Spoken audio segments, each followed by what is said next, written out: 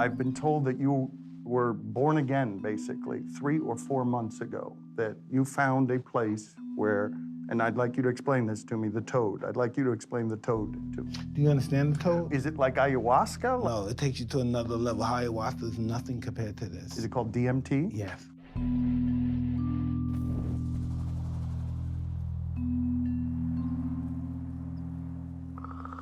The toad, and it's in the Sonora Desert and has a venom in it. And you smoke it. Once I tried it, boom!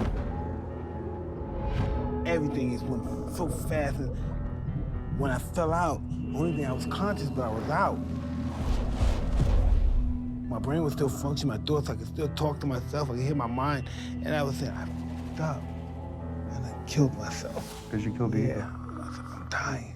It was just really mind-blowing. Spiritual in nature, though, right? Like you're just... Yeah, really, my whole life totally changed. It sounds like a movie script, but it's really the real deal. At that moment, you're talking about like you come to and you are altered. You are altered and it stayed.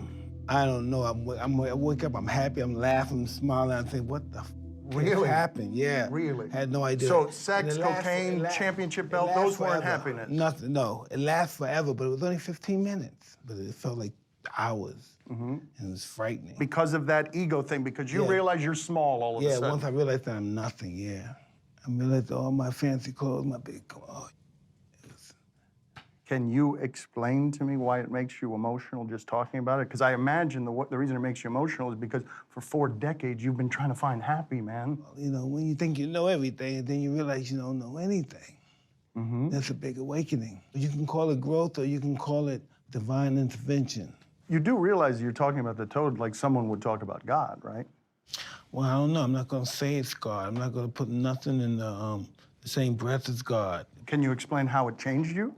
It was just the death of your ego. When your ego died, I felt so naked and afraid at that particular time because that's all I really had when you really think about it was my ego. That's interesting because your ego served you too, or in some of the ways that other people would measure success. Oh, no doubt, 100%. It made me that guy that I really wasn't interested in as I got older, but that made me a very special and famous person.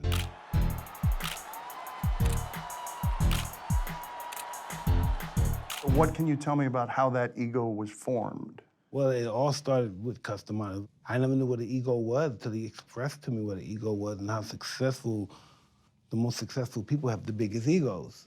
I believe he will be the youngest heavyweight champion of all time. And I just believed what he told me.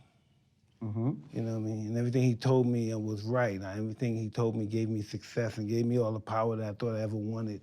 Did Cuss give you any of the tools to shut off the ego?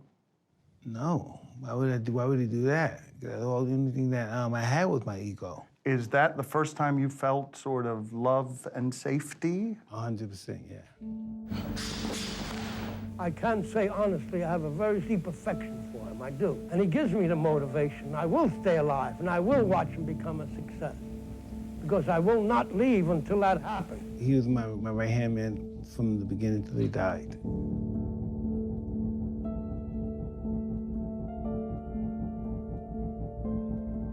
I didn't want to let Cuss down. He's the only guy that believed in me. The only guy. When you look back at his love and that discipline, have you had another love like that in your life that felt like that? Because that was the first time you felt cared for. I love Cuss as a father, but Cuss is really like a general. And you have to listen to the general. You have to believe everything. You were a soldier. You have to believe everything the generals say is right. Can't second guess it. But do you now look back and be like, I could have gotten a little more compassion here? I wouldn't have the relationships with my children that I had with Cuss. No, I wouldn't do that. But I'm so happy that I did have a relationship like that with him. I wouldn't want it to change any other way. Was there any joy in your childhood? I like him, joy when I made Cuss Tomado happy. So that was it. That's what love felt like, Yeah, succeeding for him. happy, yeah. Making him happy, accomplishing, feeding your ego, and then your ego becomes a monster. Yeah, big time. And did you realize that your ego was a problem as you were climbing up? No, my ego gave me everything I wanted. How could that be a monster? What was that like, to be the youngest heavyweight champion? Did you get to enjoy it? Or was it just pressure, leeches, trust problems, betrayal, that everything that came with money and success after Yeah, that? but I thought that's what it was. I was groomed to be Goliath. I wasn't groomed to be David. Even though I was small, I was the David guy because I'm smaller than everybody. But I was groomed to be Goliath because I'm so insecure. I was a monster because that's all I really knew. And that's all I wanted to be because I was the most successful fighter. But the way I was promoted, I'm Goliath, I'm a killer. Nobody's gonna feel sorry for me.